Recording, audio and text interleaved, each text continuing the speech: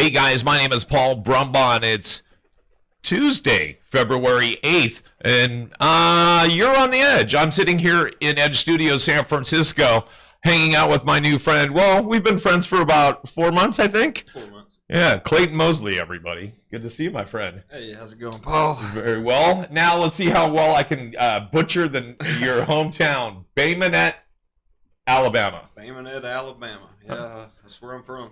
There you go. But now you're a city boy. You're from the city. Yeah, I'm actually living in San Francisco now. I've been here for about a year, and it's pretty nice living in the city. I live up in the Castro. So. Okay, cool. How do you like the Castro? Pretty nice? It's pretty nice. You know, the first time I ever seen a naked man out in public was in the Castro. You know, actually, that's one of the first places I saw a naked man, too. Man walking through the Castro with a Batman full rubber like cape with the head on it and nothing else on. I'm telling you, they got like the gold thongs on, or they have like a sock over their dick. It's like, man, you're already naked. There you go. Or like when COVID was going on, you see them walk around, they have a mask on. Yeah, but nothing else. It's like, what are you doing? Not worried about they have skin cancer? Well, that's the whole thing. Even the dating apps, right? Everybody was like, what did they say? Condoms optional, but, had to have a mask. Got to be vaccine. Yeah, vaccine and mask. I don't care about condoms. I don't care about STDs. Just got to be vaccinated. Got to be vaccinated. You don't need somebody dying in your bed from, yeah. I mean, hell, COVID, dude, to be honest, I never even got it. Like, knock on wood. I got sick about 2 weeks ago, and I was kind of feeling kind of for about 3 days, but I'm guessing that was Omicron? I don't know. Man, I never got hell, even like before I moved back in the first of 2021, my mom had got COVID. She went to a wedding, and I told her, like, hey, you shouldn't go to it. Probably a bunch of people are going to get sick. Sure enough, everyone there got COVID. And she was out for 2 weeks, so I went and I had a quarantine with her because I was living with her at the time, but shit, I didn't get sick, so I just went out and bought weed and some cocaine and had some fun. So now, but were you vaxxed at that time? No, nobody was vaccinated. Nobody at that time. Yeah, so like it was like, hey, if you get it, you're either going to get sick and die or you're going to get sick and get better. Right, now they say that this is actually, we're 2 years in this month. 2 months, it's like chapter 3 of this stuff now. Right, chapter 3 or maybe even chapter 4. It's kind of crazy. We got 2020 and then 2021. Now we're going into chapter 3, 2022. That's true. A little bit of each. So you didn't get sick by it. No. Anybody you know? In the city, I had a few friends get sick. Actually, like we were doing a show in December, like right before Christmas, and literally I was smoking a blunt with a friend. We were passing back and forth. Next few days later, he got COVID. I was sitting there like, shit, I'm about to get COVID too. I never did. So, I mean, I don't know if it's just luck. I don't know. No, I think it is luck. Well, you don't know. But so then here's the other thing is, since then, since it's kind of, the numbers are going down, that's one thing that has gone away. I'm not smoking a joint with anybody anymore.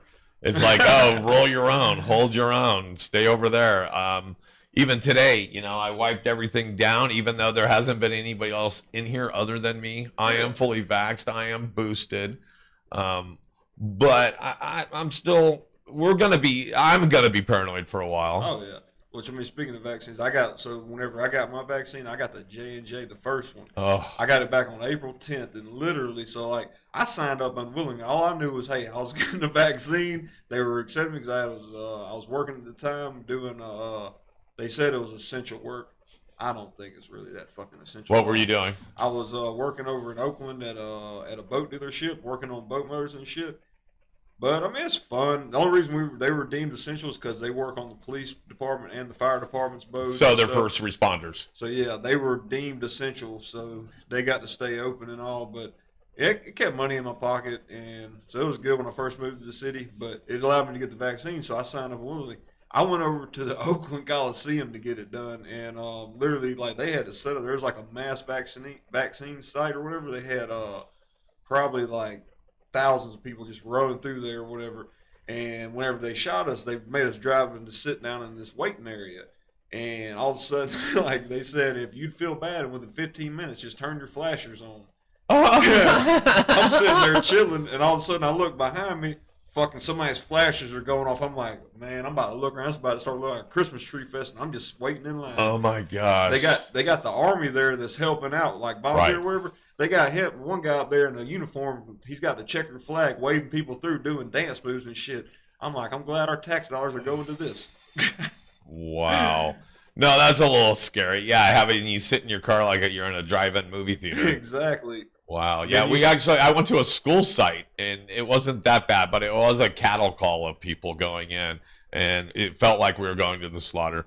But literally the 15-minute wait afterwards is the longest wait because you're like constantly going like this. And you had the J&J. I did, but I got I got my booster shot back in December, and I got the Pfizer. A smart man. So I'm just waiting for all like the legal settlements in the future to say, did you or a loved one get the Pfizer vaccine booster after getting the J&J? That's what I'm afraid of too. You might be.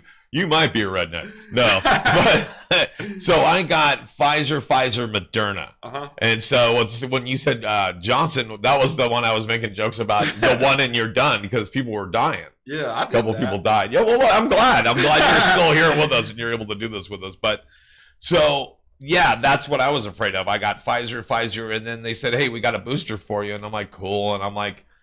And they're like, and I'm like, cool, which one is it? And they're going, well, it's the Moderna. And I'm like, oh, that's the one I knew. A couple people had fevers and didn't feel really well. And I'm like, I don't know if I want to do that. And I go, I'd probably just rather wait for the Pfizer. I'll do that next time. And the nurse with San Francisco, the Department of Health here in San Francisco, had actually showed me the numbers of people that got Pfizer than Moderna, and it was like a better percentage to keep you healthier. And I was like, really? Yeah. Now I will say this: after I got the J&J, I was like sick as a dog that night, which I went out drinking the next day. So I got the shot. I woke up and I went to Sports Basement. I wanted to go buy, I don't remember what I was going to buy, but I left out of there with a brand new fucking bike. And like a bunch of shit that I needed, but I mean, I kind of think it made me go out and compulsively buy a lot of shit is what it did. And, but I went out drinking that day, and I think that had a lot to do with like the side effects I got that night. But shit, I didn't ever get COVID from it. So, I mean, I guess it is. I guess it's good. I don't know, man. So now we're through the other side. We made it through the other side. Yeah. And we hope it's the other side. We hope it's the other side. We hope it's not something more. But now you're starting to perform. What do you think of the audiences that we're seeing? Some of them are really good. Like, we're getting some good audience members in some of the shows. Some of them, it's like they don't even want to come out still. But also, it's got to do with a lot of on the production side of the show, how shows are run to get people there that you know for a fact. It's tough getting audience members. It's tough selling tickets. It is, and it really depends on demographically even where you are, because certain counties have different restrictions and certain fears. Yeah, and it's tough whenever nobody knows who you are and you're just starting out and you're trying to sell tickets to a show or anything like that. But once you get known, people start showing up. Yeah, and I noticed that my shows that I've been producing in the peninsula here in the Bay Area, one tomorrow night at the Hub in Robo City, 2650. Yeah, okay, shameless room. Plug. It's a fun room to be in. No, it is a fun room, and so I consider that my home field advantage, if you will. And so I know that my people, the Robo City, the Peninsula, has been coming out lately, and that's nice. And our numbers have still been declining. Yeah.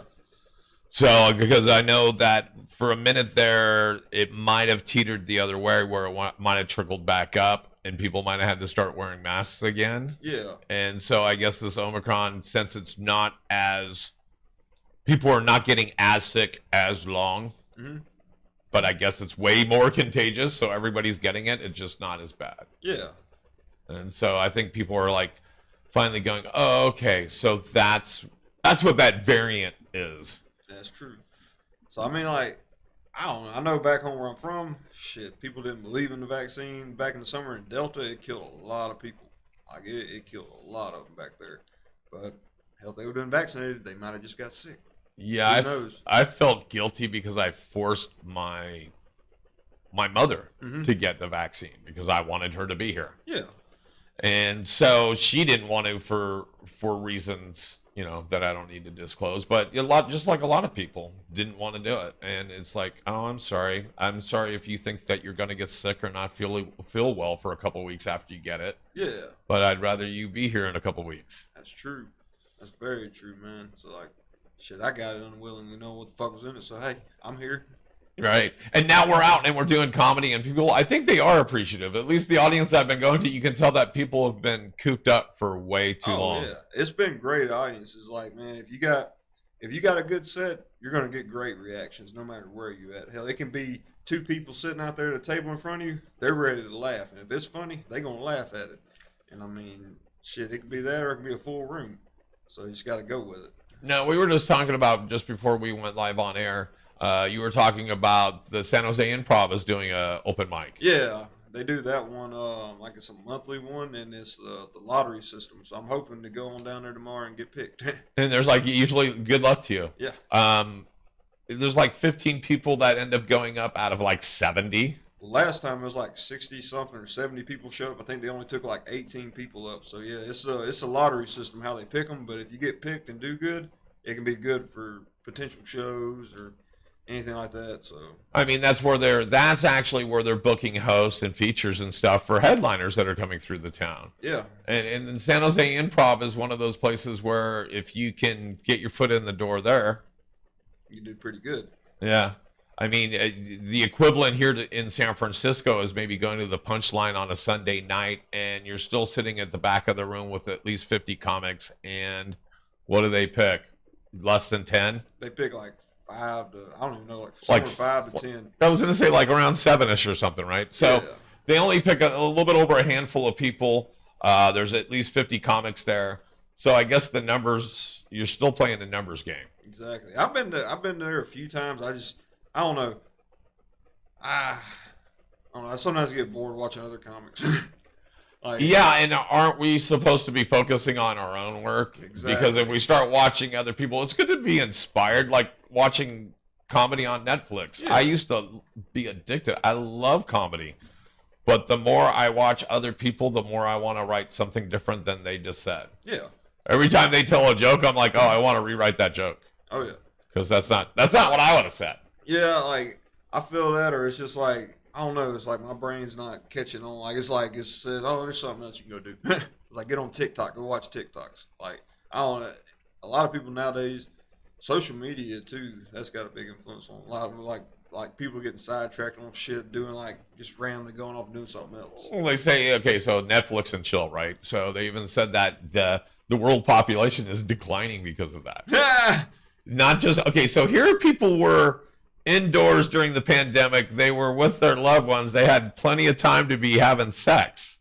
Hey, Trojan cells and Plan B went up like a motherfucker. Yeah, and so did downloaded porn or watched porn hours online. And now they're talking about how that's basically making a lot of the numbers decline. And so, I don't know, man. This pandemic has done a lot of weird stuff.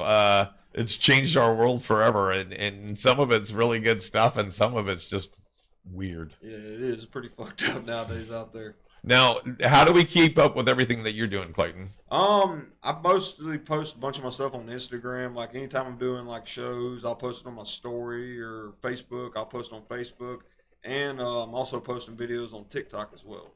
And you can search my names. Sounds just like it's spelled white as fuck. White as fuck. There you go. Yeah, it's spelled ClaytonMosley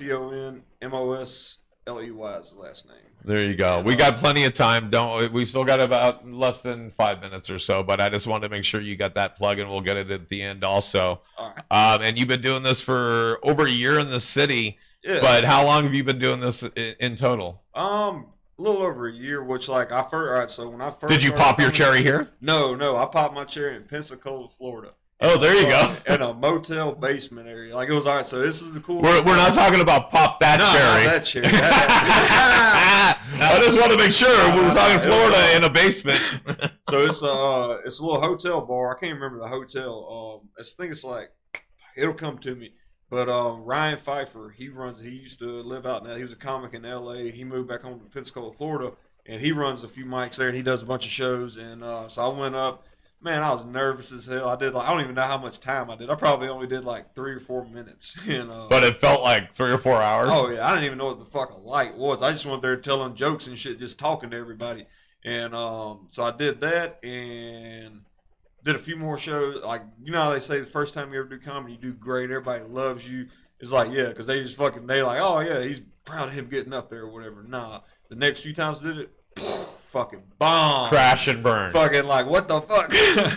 Yeah, the first time was kind of a blur. I remember a couple little laughs, and that was about it. And then lots of struggling from there on out for a while. Oh yeah, and I remember the last time I bombed was I think March 8th. 2020, and then COVID happened. Oh, I bombed in my own room. Go ahead. I'm sorry. Go ahead. When you just said bomb, that you're always as good as your last set, or you always remember the last time you bombed, and I just bombed in my own room. And we were just talking about home field advantage. Doesn't always apply, folks. But I'm sorry, you said. Yeah, I bombed at that room, and like I remember, so I just had my braces off, and I had like fake teeth I could pop in and out because I got implants now. And really? Okay, cool. I got enough money in my mouth to buy a Toyota Camry. You're like the $6 million man here between here and here. Just like the $30,000 mouth. Jeez, wow, there you go. And okay. So like, I took and I popped them out. I remember I don't even know what the fucking jokes were about I was saying, but like I was still learning, and then all of a sudden everything shut down. So I was like, well, fuck, that was the last time I got to do comedy for a while. But now I'm out here, everything's opening back up, and I've been hitting the ground pretty hard out here and doing as many shows as I can. What were you doing in Florida at the time? Oh, all right, so like Alabama. Because you're from Alabama. Yeah, so like, all right, so Alabama and Florida are right beside each other. You got Baldwin County, where I'm from, and then you got Escambia County, Florida, and it's just basically just crossing the county line or the state line. Yeah, just right there. So like, we'd always go to Pensacola, or either it was Pensacola or Mobile, Alabama. Like to either party, go out to bars and stuff like that. So it was fun. I mean, like it was okay rooms, but I remember I did one show in Mobile, Alabama. And, like the first time I ever seen like comedy with nobody in the room. Literally, like the guy that went up before me, he killed the room, and they all got up and fucking left. Like it was just like it was one of those. It was an open mic, and I walked up. There was nobody left, and I was like, "Fuck, this sucks." Yeah, I think the smallest crowd I've ever performed in front of is like one person. Hey, and you just do it anyway. Exactly. Hell, that's like at I've noticed like there's a bunch of places here in the city you go up to. It's like it's not about just going there and like it's almost like going there to network. You're meeting people, you're networking with people. You're performing in front of other comedians. Exactly. And it's like, yeah, you're getting practice up there, holding the mic, being on stage, but you're not getting any reactions. Nobody's listening to your shit out there. The bartender, you might hear him chuckle. That's about it. Yeah, if you get the bartender, there's your demographic. Exactly. So that's cool. We have about 2 minutes left. 2 minutes. Yeah, I know. It's the 2-minute warning. This is where I would give you the light. Give me the light. This is your best stuff. So let's try to think of something new here. What is your worst thing that's ever happened on stage? Oh, I cut my fucking finger open. I was so I did theater. So this is on the mic screen? No, so like I before I did comedy, tried to get into stand comedy. I was doing theater, like live stage theater. Right. And so we were doing this production. It was a comedy production, and so like I had a scene where I picked up an umbrella, like a prop umbrella. Like I'm walking around this table and I'm looking at shit because my character was a stoner, kind of dense, like. But just like, he talked like this right here, dude. And I was like, yeah. So, like I'm far out, man. Yeah. Far out. So I'm looking at this table, and I pick up this umbrella, and I'm looking at it, and I click the button on it, and I never did this in any other, like, rehearsals. I was just trying to improvise on stage. I picked the umbrella up, and I pop it open, because I was going to, like, be surprised the bitch popped open. And it popped open, and it broke. It fluttered up, and it fluttered down, and went shh. And you kind of see, like, a little tiny scar there. Right there, and it hit my damn. I seen the blood come up. I'm sitting there. I'm wearing a fucking solid white shirt, with a fucking pair of blue, like I don't even remember what kind of. So you try to stop the bleeding. I'm sitting there, and the line. All right, so my character had to basically just stand there while this person was giving their biggest monologue of the fucking. Of course, while you're bleeding out on stage. I'm like, fuck. I look over and I can see like the stage manager. I'm like. Band-Aid. Oh my God. I was like, my finger. And I walk off stage. I'm like, I open it up and blood just goes. Whoa. I didn't even get stitches. I just I wrapped it up. But yeah, I was pretty fucked up. Yikes. Yeah, I don't know. Let me see. Worst thing that's ever happened on me, other than being heckled once in a while. I was off stage when somebody got a bottle thrown at him. Oh, and it wasn't really off stage because it was a bar in San Francisco, so there wasn't really a stage. It was actually just right by the front door where they had the microphone. Damn. And so, yeah, he made some off-color remark. I don't remember if it was sexual or racial, or it was something that pissed off the couple in the front row.